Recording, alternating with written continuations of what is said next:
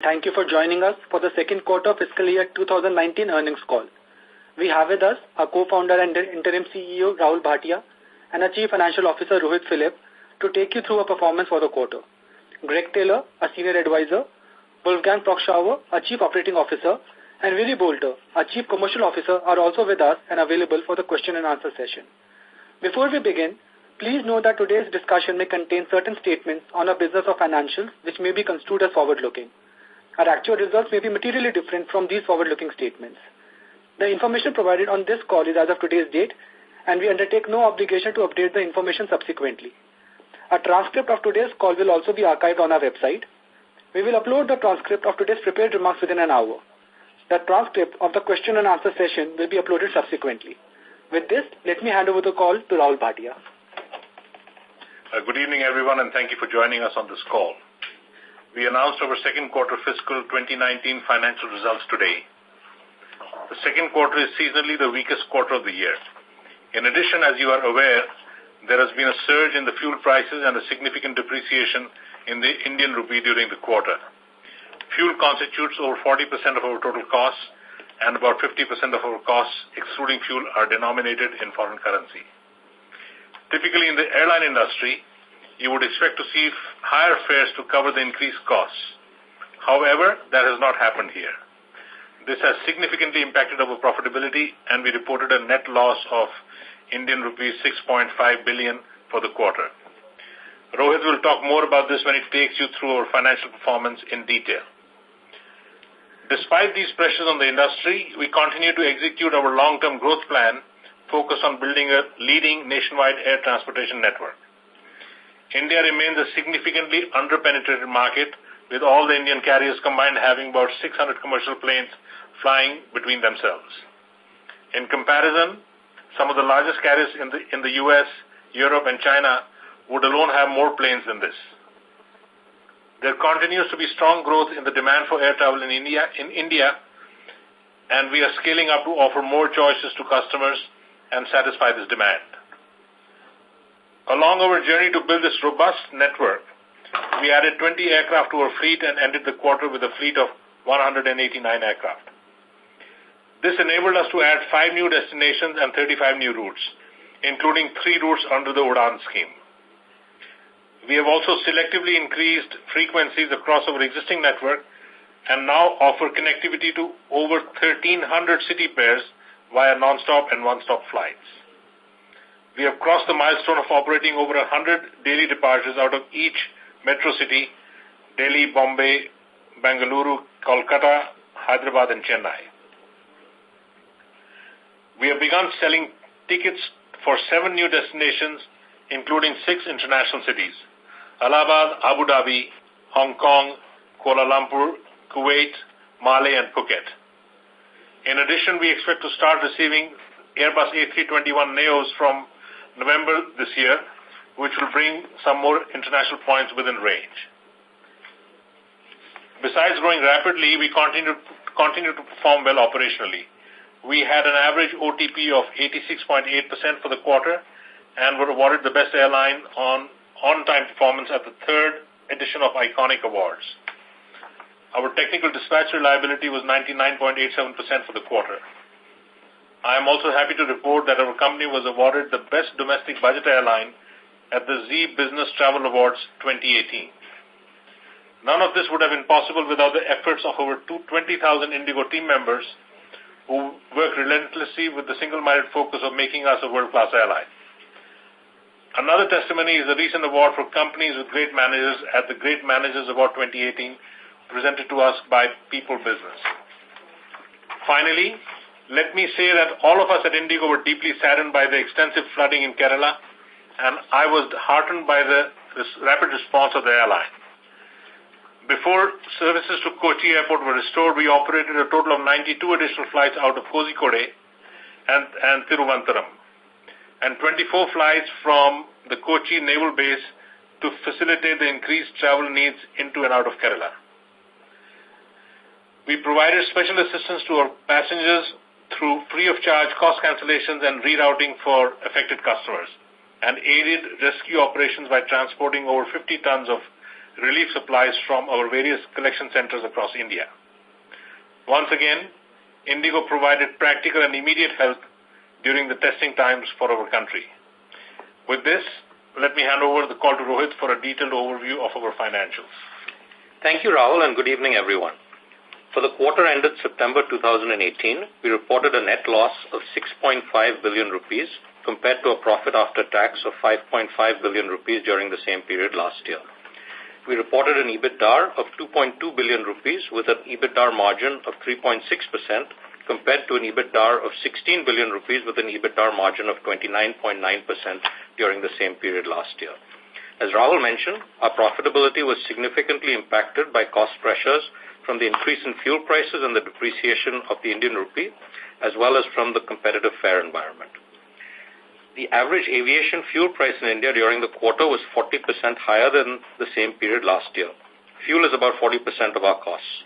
After adjusting for the increased volumes, this increase in fuel price resulted in higher fuel costs of 9.1 billion rupees compared to the same period last year. The Indian rupee also depreciated significantly during the quarter and closed at 72.58 rupees per US dollar. Based on this, we booked a foreign exchange loss of 3.4 billion rupees compared to a loss of 0.5 billion rupees during the same period last year. The currency depreciation also had an adverse year-over-year impact of 1.4 billion rupees on our dollar-denominated expenses. So the overall impact of currency depreciation increased our costs by 4.3 billion rupees compared to the same period last year. Unfortunately, these higher input costs have not been recovered as fares remain low due to continued intense competition. Similar to the last quarter, the 0 to 15-day booking window remains weak with lower fares compared to the same period last year. This has been further accentuated by the significant increase in capacity in the market. We are getting significantly more aircraft as Airbus has ramped up its neo deliveries to make up for the delays earlier. In this growth phase, when new capacity is being added, the RASK is generally lower as it takes time for new markets to mature. The year-over-year impact of lower RASK on our profits is 5.6 billion rupees. The total capacity for the September quarter was 19.5 billion ASKs, an increase of 28.9% compared to the same period last year. Our revenue from operations in the September quarter was 61.9 billion rupees, an increase of 16.9% over the same period last year. Our other income was 3.3 billion rupees for the quarter. Our RASK for the quarter was 3.23 rupees compared to 3.52 rupees during the same quarter last year, a decline of 8.1%. This decline in RASK was primarily driven by a decrease in yields. Our yields were down by 9.7% to 3.21 rupees, while our load factors were nearly flat at 84.5%. The year-over-year fuel price increase of 40% led to an overall CASK increase of 24.1%. Our CASK for the quarter was 3.74 rupees compared to 3.01 rupees during the same period last year. CASK excluding fuel was 2.18 rupees in the current quarter, an increase of 13.5% from the same period last year, primarily because of the adverse effect of foreign exchange. The foreign exchange loss, combined with the impact of currency depreciation on our dollar-denominated expenses, resulted in an 11.2% increase in our CASK excluding fuel. Excluding the impact of foreign exchange, our CASK excluding fuel went up by only 2.3% despite inflationary pressures. We have taken several steps to create efficiencies and improve productivity as we scale up. For example, we have adopted various initiatives to reduce the fuel burn on our planes by reducing weight and improving navigation and landing procedures. We have also improved the productivity of airport operations through better cross-utilization of resources. We have refined our maintenance schedule to improve aircraft utilization by carrying out activities during the night. Our balance sheet continues to remain strong. Our cash balance at the end of the period was 132 billion rupees, comprised of 44 billion rupees of free cash and 87 billion rupees of restricted cash. We purchased 3 ATRs using our free cash during the quarter. We had total debt of 26 billion rupees at the end of the quarter. Before I close my remarks, let me give you our capacity guidance for the coming quarter. We expect a year-over-year capacity increase in terms of ASKs of 35% for the third quarter. For the full year, we expect a capacity increase of 30%. This is higher than our previous guidance because, as I mentioned earlier, we have now started seeing a ramp-up in neo deliveries post the initial delays. With this, let me hand it back to Ankur. Thank you, Rahul and Rohit. To answer as many questions as possible, I would like to request that each participant limit themselves to one question and one brief follow-up if required. And with that, we are ready for the Q&A. Thank you very much. Ladies and gentlemen, we will now begin the question and answer session. Anyone who wishes to ask a question may press star and 1 on their touchtone telephone. If you wish to remove yourself from the question queue, you may press star and 2. Participants are requested to use handsets while asking a question. Ladies and gentlemen, we will wait for a moment while the question queue assembles.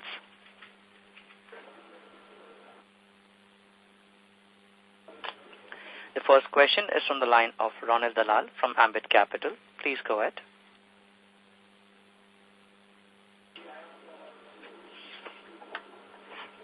Mr. Dalal, your line is unmuted for questions. You may please go ahead.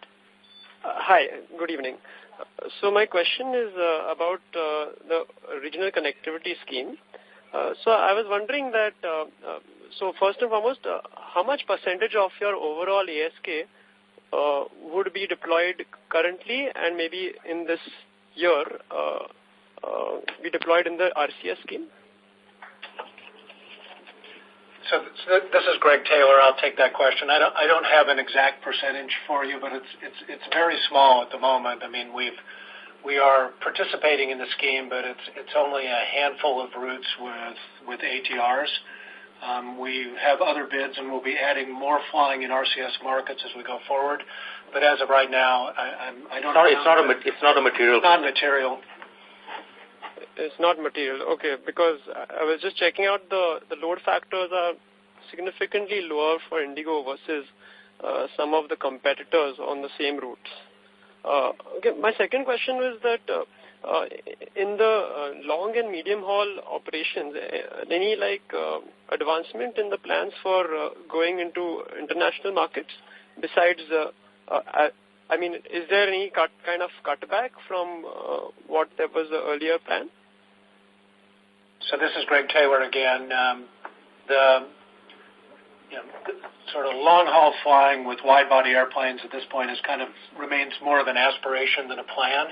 But in the interim, we continue to add a lot of international markets that are within range of A320 family airplanes. And later this year in November, we'll be getting deliveries of A321s that have additional range, and that's going to open up some other markets for international flying. So we our plan is to take advantage of international opportunities within the capabilities of our existing fleet in the near term. Right. And last question is that, hello? Yes. Hello?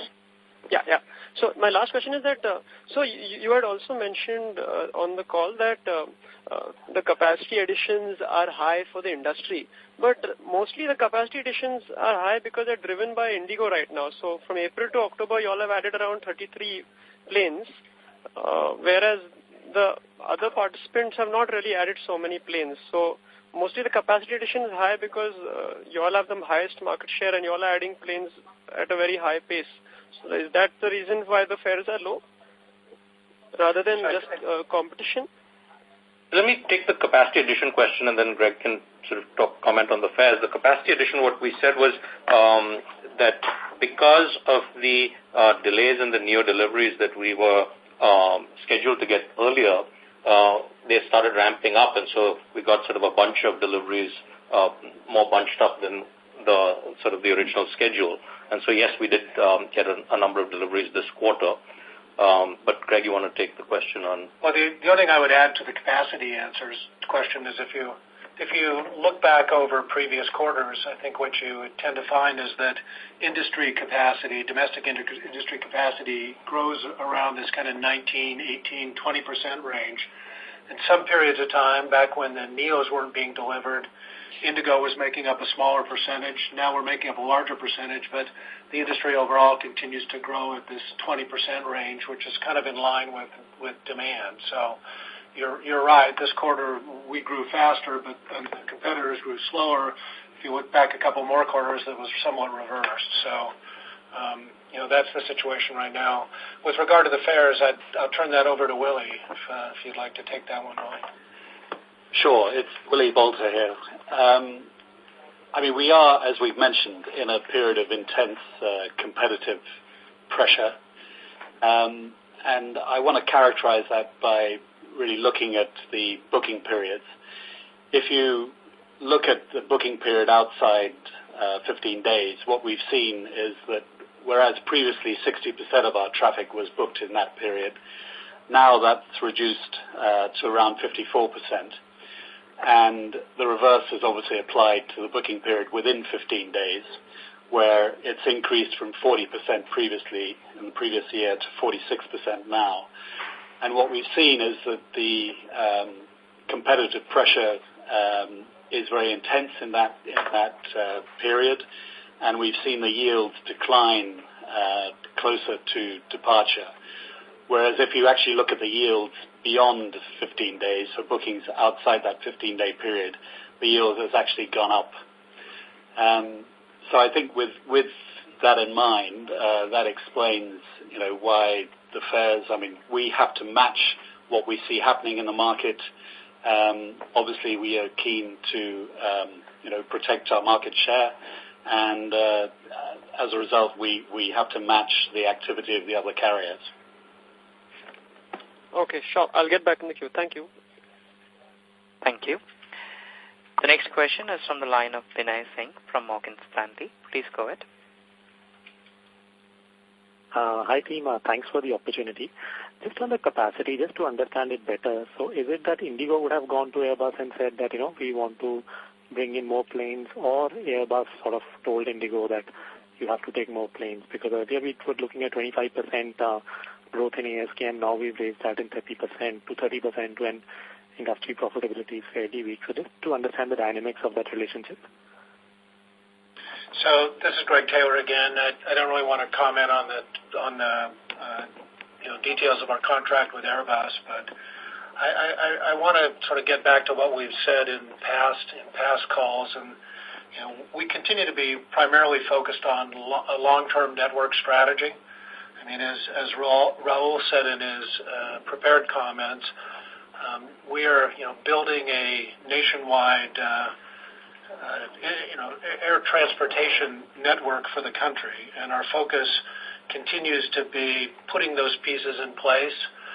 The reason that we've sort of grown to more than 100 departures a day at each of the 6 metros, that's the foundation of that kind of network. And so, even though we have somewhat of a bubble in our capacity during these 2 quarters, we still are comfortable with our long-term capacity plans, and we think we're on the right strategy to create value not only for shareholders but also for our customers. So we're happy generally with our capacity strategy, although admittedly we have a small bubble here in the next couple of quarters. And just linked to that, so basically, is it fair to assume that the bulk of increase in capacity is A320 NEOs? And will they be operating lease, finance lease? And lastly, how are the premiums, the sale and leaseback premiums now on the NEOs? That'll be helpful if you could comment on these 3. Sure, Binay. So firstly, the bulk of the capacity is A320 NEOs. They will likely be mainly on sale and leaseback like we've been doing previously. And in terms of the market is still pretty robust in terms of lessor demand for sale and leasebacks. Great. Thanks a lot. I'll come back in the queue. Thank you.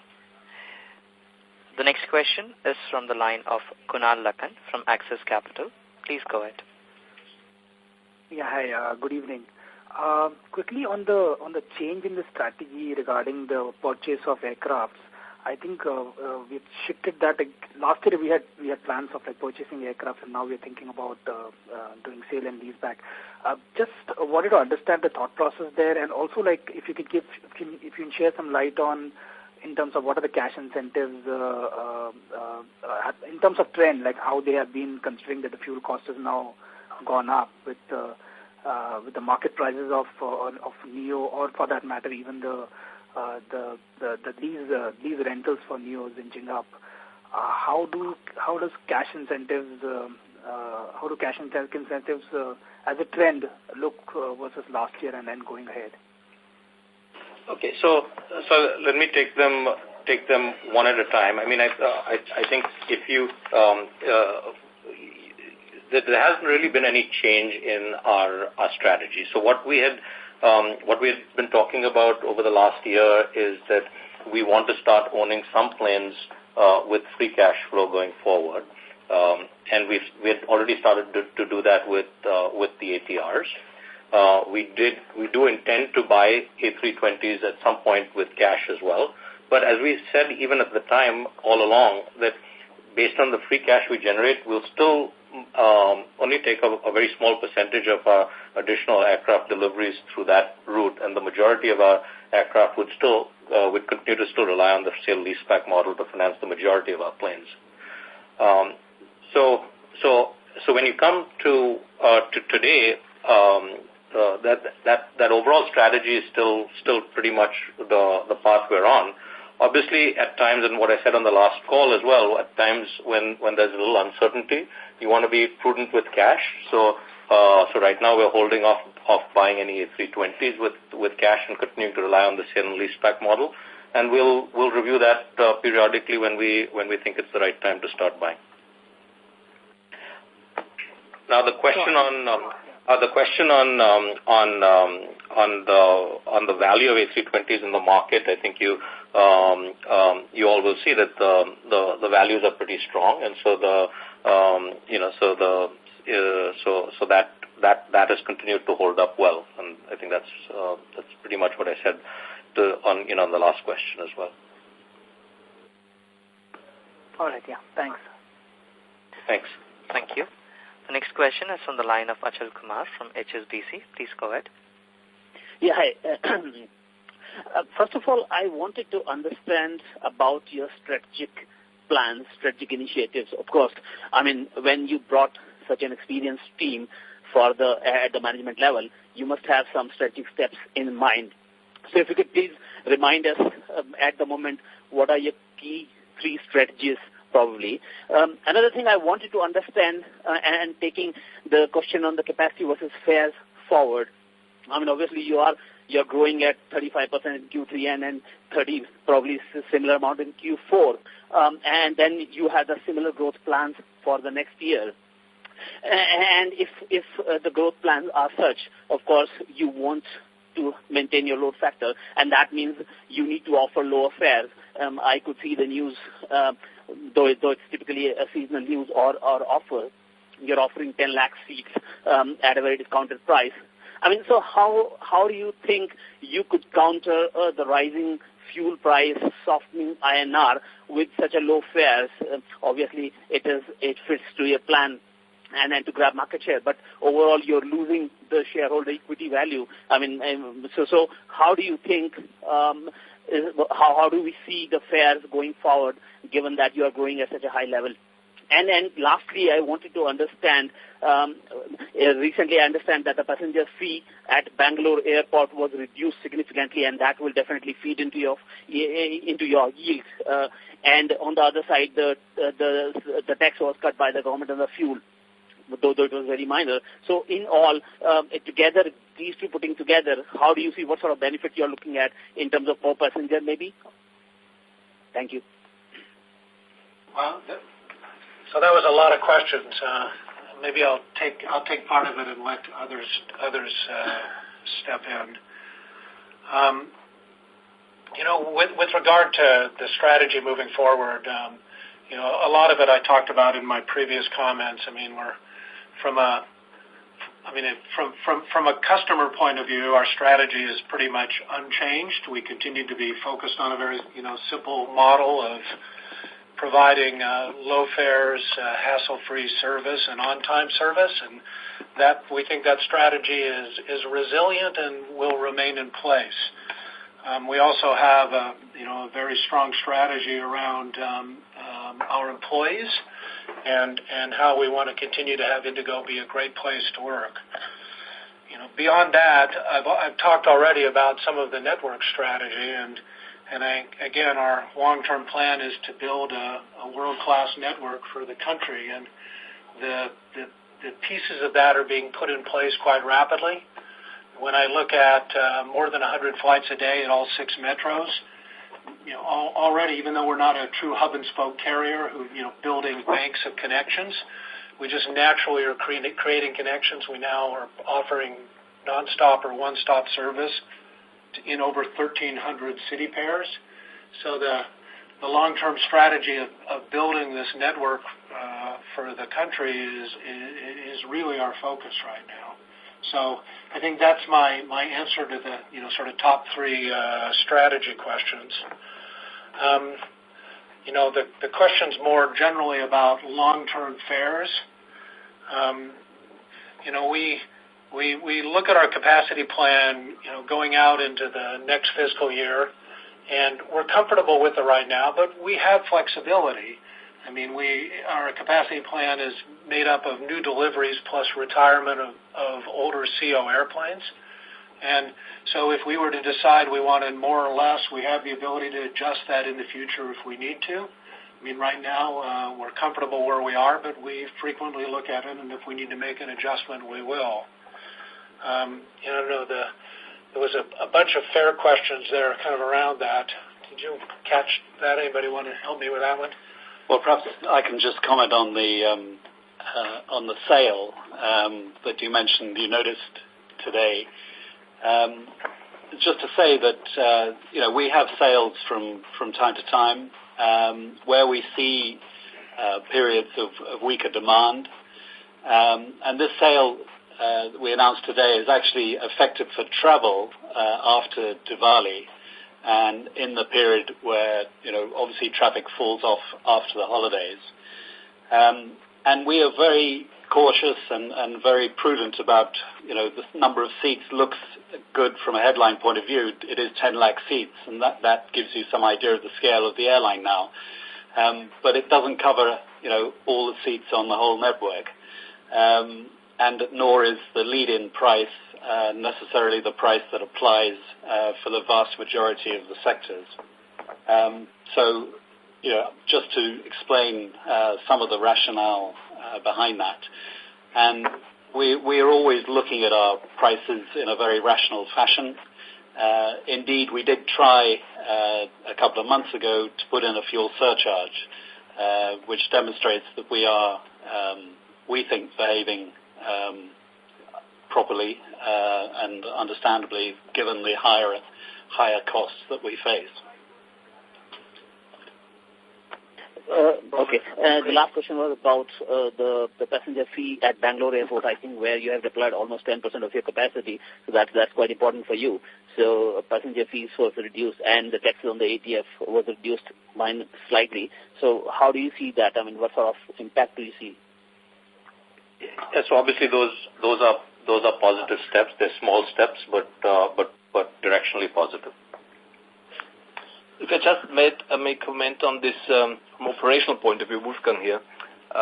If you see globally, airline successful low-cost carriers are, let's say, precise in the 200 aircraft range. You can see this in America. You can see it in Europe.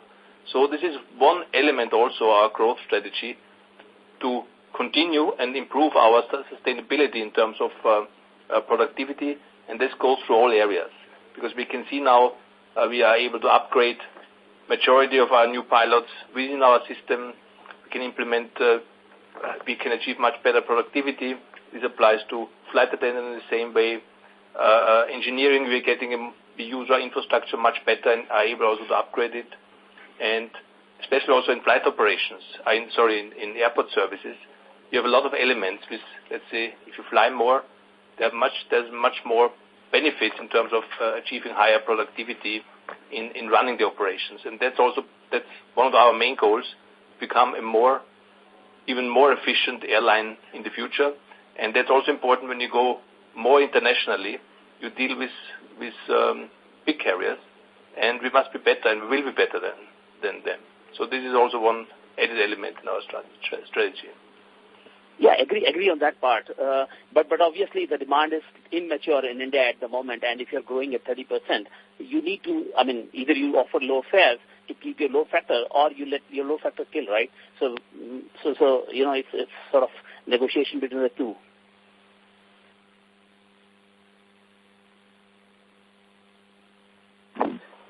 Yeah, so I think the perspective we shared here is, there's sort of there's a long-term strategy that we are very comfortable with.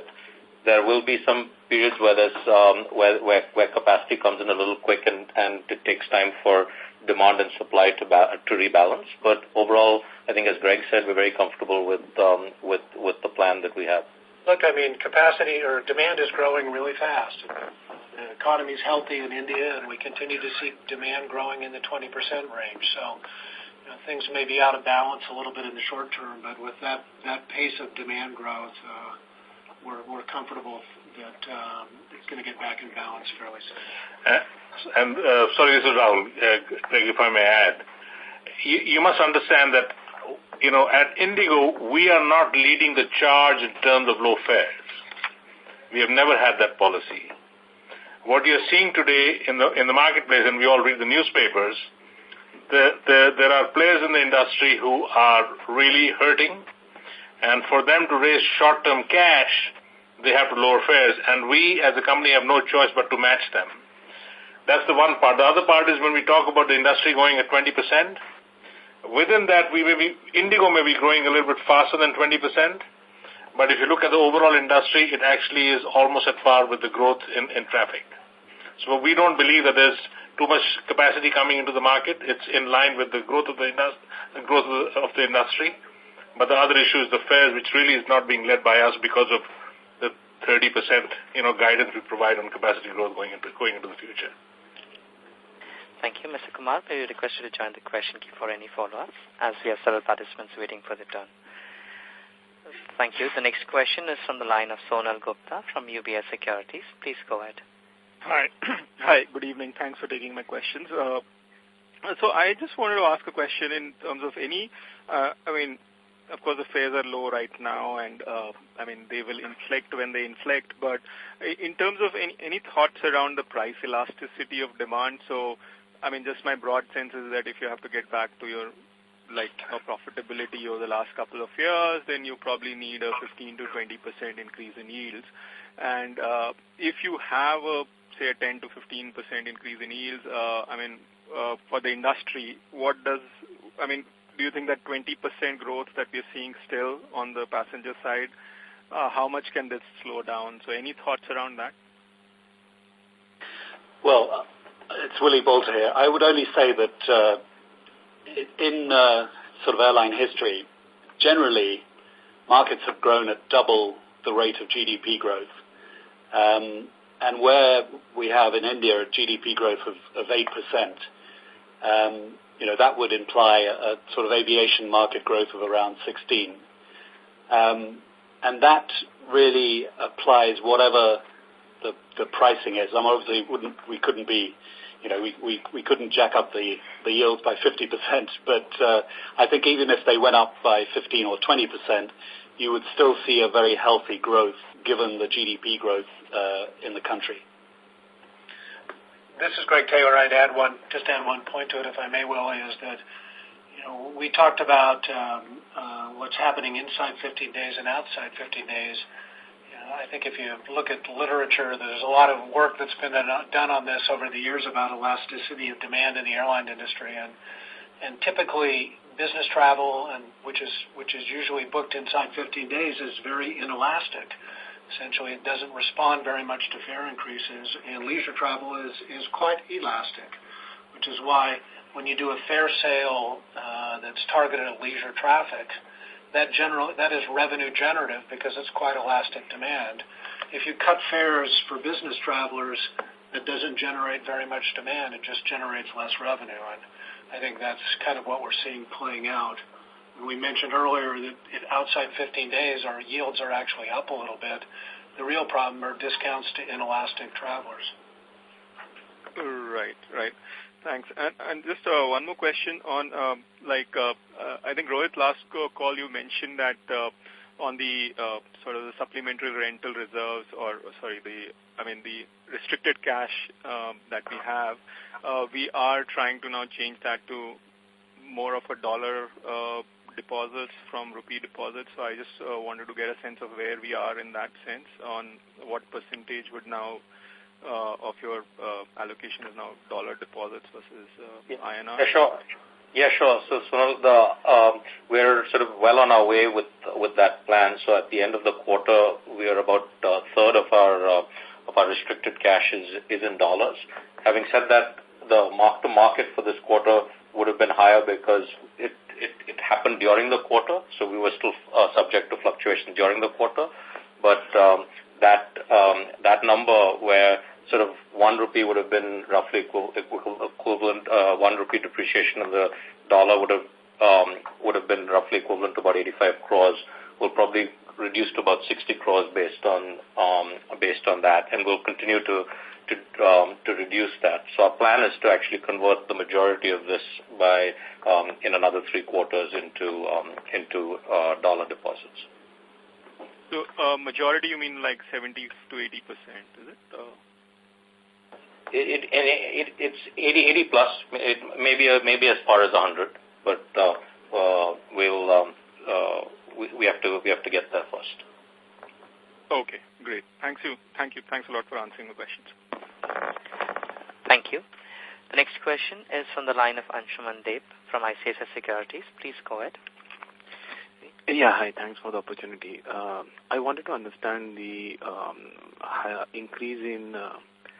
significant increase in restricted cash and vice versa decrease in the free cash. If you could just get a bridge of that. That's one. And second is because of some of our competition not doing so great, are we still in a position where we see there can be some gain in some slots in key airports like Mumbai or Delhi? Is there something like that in the offing? These are the two questions. Sure. So I'll start with the question on free cash, and maybe Wolfgang can take the one on slots. So on our total cash balance for the quarter compared to the prior quarter was roughly flat. There was a reduction in free cash and an increase in restricted cash. Clearly, we did have a loss for the quarter, so that does consume some cash. We also took delivery of new planes, which also does generate some cash with the sale leaseback, but we then also put some of that into restricted cash as security for the standby letters of credit. So what happens when you take delivery of new planes, you have to set up these letters of credit, and so that's why that consumes cash. So those are sort of broadly the key reasons why you saw that restricted cash, free cash went down a little bit, and restricted cash went up, but total cash stayed roughly the same. Wolfgang, slots? Yeah, on the slots and parking base, I mean, we have demonstrated in the last quarter that we could place 20 additional aircraft with parking base and slots. And looking forward, for the winter schedule is mostly secured. I mean, there's one or the other discussion going on with airports and AI on that matter, but mostly we find homes for this aircraft. And there are actually some positive developments in India, especially the southern airports are very active, creating new parking base, hopefully also creating new slots. Then some other airports are really upcoming because of the growth is going more into tier 2, tier 3 cities where there is capacity available. And overall, in the key constrained airports, naturally, if other airlines start withdrawing, we will be there because we get something like 6 aircraft a month And with that, we will always be very flexible to, let's say, have the parking space, occupy the parking space, which might be not used by others. So in that sense, we are well prepared to take advantage of, let's say, a growing market and also a constrained market because we have the capacity available. Thank you. Thank you. The next question is from the line of Diresh Pathak from Goldman Sachs. Please go ahead. Yeah, thank you. So Rohit, just to understand better, restricted cash would include supplementary rentals and also forward sales, right? It includes the cash we post to secure the supplementary rental obligations. There is no restricted cash related to forward sales. There is one additional item that I didn't mention when I answered the prior question in terms of what consumed cash, which was the purchase of ATRs. We did buy 3 ATRs in the quarter with cash. So, but there is no forward sales in restricted cash. So apart from supplementary rentals, what else is included in restricted cash? The majority of restricted cash is supplementary rentals. There are some cash offsetting some letters of credit, etc. But it's mainly the majority of it is supplementary rental obligations. Okay, and this is not available. Is it like a bucket you create and you call it restricted cash, or this is something which goes into an escrow sort of a thing and you can't use it even if you want to? When you say restricted cash, what do you mean by? It's restricted because there's a lien on it against the standby letter of credit that that the bank would issue. So it is restricted because there's a lien on it. Now we always have flexibility to maybe there's always a price versus the percentage of collateralization you have that you can negotiate and change and free up cash if you want, if you require it. Based on certain factors, but no, what we classify as restricted is what there's a lien on. Okay, all right, thank you. Thank you. The next question is from the line of Kaustubh Bubna from Rare Enterprises.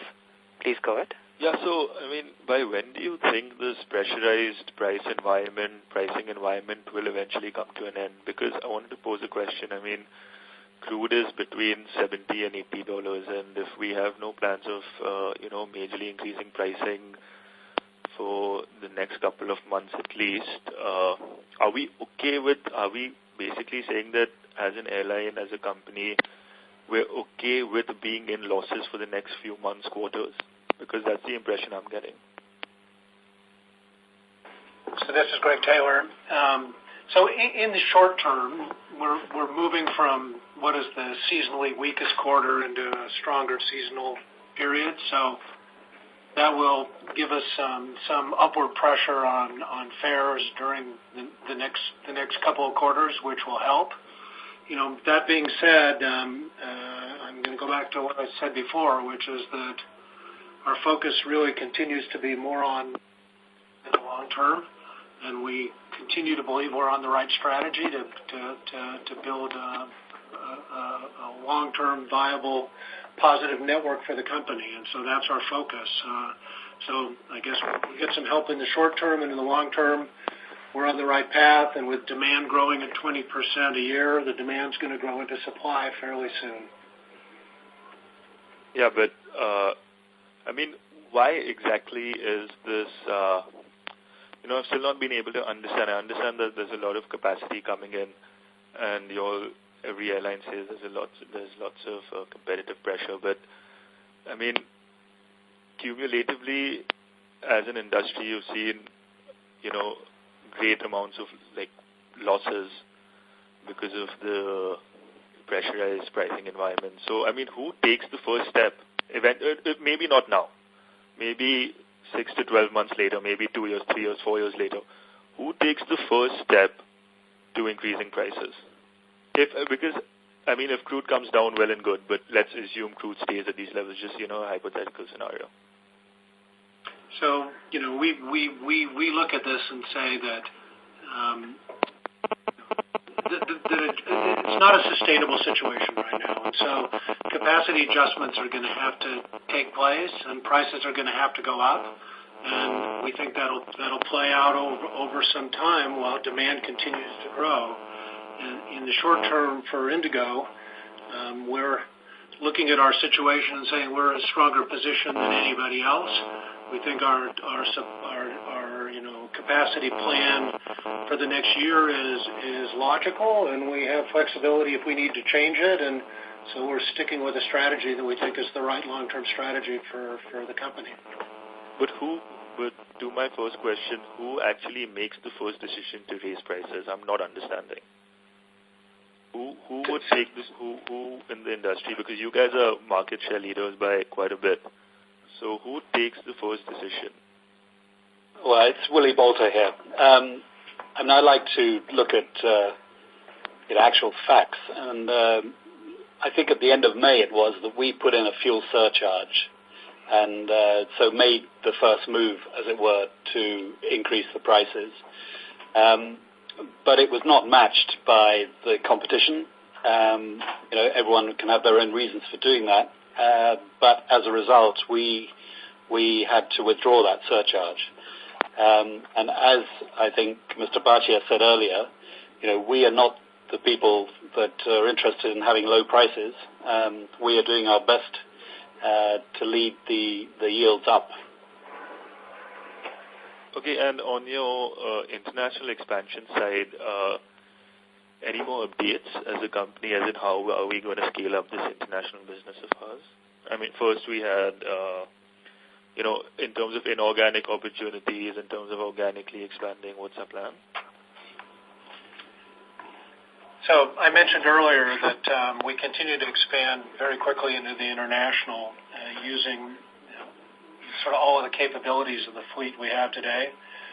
I mean, we added one international destination during the quarter, Dhaka, and we've since announced and opened for sale 6 more international destinations: Abu Dhabi, Hong Kong, Kuala Lumpur, Kuwait, Mali, and Phuket. And we continue to believe that these are just sort of natural opportunities for us. They're well within the capabilities of the airplanes we have. And as we've, built up strong domestic networks out of large cities, we instantly get connections to 20 or 30 cities every time we add one of the international markets. So, our plan is to continue to grow the international aggressively but opportunistically. And then the last thing I would add is that, again, we're taking delivery of a longer-range A321s, which, adds essentially another hour of flying, which brings another set of markets into economic viability. So anyway, we'll continue to grow the international at a pretty fast pace. Okay, best of luck. Yeah, thanks. Thank you. Thank you. The next question is from the line of Pulkit Singhal from Motilal Oswal AMC. Please go ahead. Yeah, hi. Thanks for taking my question. In an industry scenario where most airlines would actually think of scaling back capacity expansion, Indigo has decided to prepone the growth somewhat from 25% to 30%. So it clearly seems like a very conscious decision. I just wanted to clearly understand the reasons for the same. Opportunistic availability of slots comes to mind, but what about, can you talk about the availability of slots? Was that one of the decisions considered in the top 4 or 5 cities? And how much important is the international expansion bit in this decision? So then, absolutely. No, you go ahead, Will. Yeah, naturally, you look at the whole environment, market, but also, let's say, the infrastructure, which is very rare commodity in India. You look at that, and if there's lots available, it plays a role in the decision making, but not at any cost. The underlying business case must be there. We have evaluated that, and slots were available in certain cities or parking base, and then we took advantage of that. Right. So it plays a certain role. There's no doubt about it. Yeah? And Pulkit, this is Rahul, if I may add. I think we've said this in previous calls. At Indigo, what is fundamentally different is we are not building this airline from quarter to quarter. Absolutely. What are we doing for the long term? And absolutely. I mean, if there's limited availability of slots, I mean, it seems like a smart thing to do in that sense. Just to get a sense of slot availability, like in the top 4 or 5 cities, if you could give us some sense as to whether there's frozen, somewhat available, or freely available? Yeah. So if you look at the top markets, and you always have to see slots and parking bays in conjunction, because a slot alone doesn't help you if you don't have a parking bay. So you need to see it both. And we see very positive developments in, let's say, in the southern cities, like Bangalore or Hyderabad. Then we see positive development in certain, what you would call, tier 2, tier 3 cities, which are still get now a size which makes it possible for us to build a certain network around it. New airports are coming up. So these are the plus points. Other, let's say, the most difficult airports are naturally Mumbai, where there's hardly any possibility, and also Delhi does not develop at that pace as we would like it. But we think in Delhi, and this is the most important market, Delhi, actually the, if I can call it hardware, means the location of the runway, how are they set up, the space at the airport, there's much more potential. That everybody knows that. And we think that over 1 year, this will play out, that much more capacity will become available. The airport wants it. It's just necessary that everything gets coordinated in a way that it becomes available. So we can see, and we see it also in the past, that actually capacity pressure is there, demand is there, so it will develop further. So overall, a lot of work needs to be done, but we're also cautiously optimistic. Got it. And just a follow-up to Rahul, I mean, obviously this scenario is going to, result in a lot of the domestic airlines being under tremendous stress, and even some of the smaller ones. While we already know you had intended to consider Air India, and that could be for multiple different reasons, but would you be also looking at any such domestic opportunities that may arise in the future, because some of them would have good slots available? Yeah, I mean, like everything else, we'll look at it opportunistically, but right now we are so busy building our own business. But if something came along that was too good to say no to, we would certainly look at it. Got it. Thank you. Thank you. The next question is from the line of Prashant Kothari from Big Debt. Please go ahead. Yeah, hello. First question is around... Prashant, may we request to raise your handset, please? You're not audible. Yeah. Hello. Yeah, the first question is around the capacity addition plans. In case you or the other players were to defer their capacity addition plans, are the penalties or escalation clauses just too high that it's not very easy to do that? And the second question was around these kind of weaker players in the industry. What would be more sensible for us? Would it be sensible for us to kind of let them die on their own, or would it be sensible for us to actually buy them out? Yeah, so I think on the first question, I think every airline contract with their manufacturers have different sort of clauses. I think we're very comfortable with our relationships with manufacturers, and as Greg said, we can always sort of adjust capacity. We feel like we can create flexibility if we need to. We're very comfortable with our current plans. In terms of the capacity. Mm-hmm. In terms of the second question, unfortunately. Yeah. So what I said to the earlier question is Rahul, Prashant. What I said to Pulkit earlier. I mean, there are two things going on at Indigo. We are terribly busy building out what we have set out to build. But in that, and then you have what's going on in the industry today. If something came along that really was very attractive, we would look at it. But that's sort of whenever that would happen, and we'll have to measure it against. Is that more beneficial for us, or should we just focus on building our business organically? And that would depend at that whenever that moment arrives. Okay, thank you. Thank you. The next question is from the line of Ruchit Mehta from SBI Mutual Fund. Please go ahead. Yeah, hi. Just a couple of questions. One, when you get a new aircraft that comes in today, and from a 6-12 month perspective, do you think it's cheaper or more economic to fly the aircraft, or would it be more value accretive for you to sort of do a dry lease or a wet lease over a short period of time? Somebody else, I mean, you've taken it, then try and put it out in the market over there. Yeah, I mean, certainly for us, I can answer the question. For us, maybe different. You may get a different answer from others, but from us, we like to actually fly the planes we buy. Okay, fair. Second is that if you could give us some sense of why do certain markets also show weakness despite lack of landing slots itself or capacity concerns like, let's say, Bombay-Delhi sector. And we've seen that typical yields there seem to be much lower than even what other sectors could be. So, and this is a sector that's fairly constrained in terms of landing slots, etc. So, if some of your insight as to why that's the case.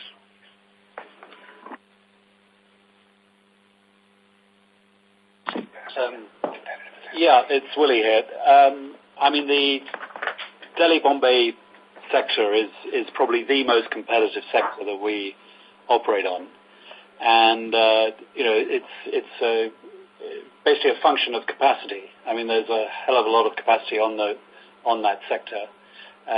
There's competition. I mean, we've mentioned before the fundamental issue is that the fares within the 15-day, 7-day booking windows are extremely low, and it's not us that putting those fares out. It's generally our smaller competitors get worried about their load factor towards departure and end up putting in discounts very late in the booking cycle. And so it's a combination of those things which leads to, generally very low fares on heavily competed sectors. But I'm just a little puzzled by this because, I mean, Bombay-Delhi has been constrained for a long time for landing slots, particularly because of Bombay, and this is a business sector. And so I'm surprised that you said there is a lot of excess capacity in this sector itself. So it's just a bit puzzling itself. Well, I think it partly depends on what time of day you fly. Most business people end up flying early in the morning or in the evening. But there's plenty of other time slots where, there is capacity available, even though that is, as you mentioned, the slots are constrained. Okay. Thanks. Thank you. The next question is from the line of Deepika Mundra from JP Morgan. Please go ahead. Hi, good evening, and thank you for taking my questions. Just firstly, on the cost side, I just noticed that both your rental expense and overall CASK ex fuel, if you look at it on a sequential basis, there's not been much increase despite the rupee depreciation. Could you highlight as to, is there some relief on maintenance costs in the quarter? And as well as the rental costs, is there some relief because of NEOs coming in? So firstly, if you just look at the costs on a year-over-year basis, you'll clearly see that it's really the explanation is really driven by the depreciation in the rupee. Over the quarter, yes, there was further depreciation in the rupee that affected your mark-to-market, but the incremental effect on dollar-denominated expenses in these line items won't cause that big a difference. That's why you won't see a big difference sequentially. Understood. But do you expect a meaningful improvement in these costs with the NEOs coming in? I mean, I do understand the fuel burn being lower, but given the fact that you were doing short-term leases earlier on, is there going to be a meaningful dip even in your CASK ex fuel? So I think the primary sort of benefit of NEOs are from the fuel burn. 15% of improvement on fuel is a huge benefit.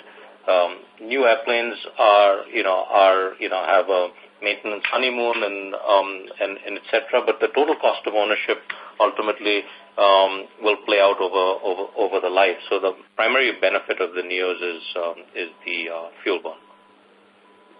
Understood.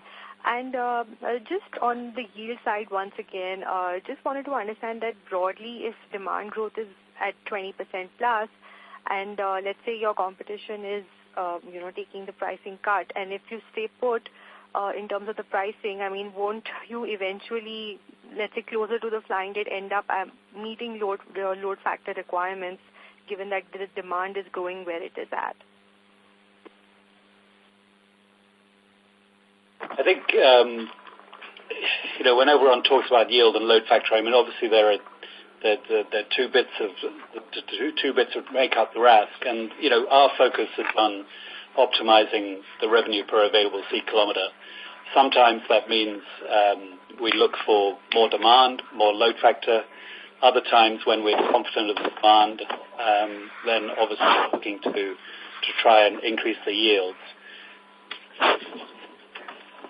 All right, thank you. Thank you. Ladies and gentlemen, due to time constraints, that would be the last question. I now hand the conference over to Mr. Ankur Goel for closing comments. Thank you, and over to you, sir. Thank you for joining the call. Sorry, because of lack of time, we could not take all the questions, but I hope you found this useful. Thank you.